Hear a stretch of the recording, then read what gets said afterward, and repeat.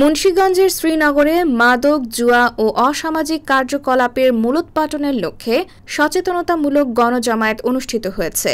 রোববার বিকেলে উপজেলার রাড়ীখাল ইউনিয়নের উত্তর বালাসুর নতুন বাজারে এলাকার সর্বস্তরের তৌহিদি জনতার আয়োজনে এ সচেতনতামূলক গণজামায়াত অনুষ্ঠিত হয়।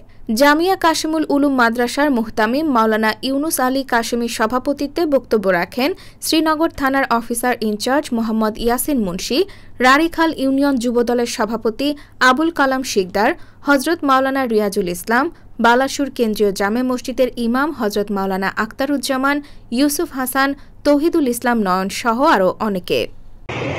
এখানে সৎ উদ্দেশ্যে এসেছেন, আল্লাহর কাছে আমরা শুকরিয়া আদায় করি। আলহামদুলিল্লাহ। এখানে যে উদ্দেশ্যে আপনারা এসেছেন, মাদক, আসলে মাদক হলো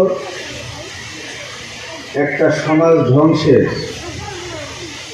মূল শিকড়।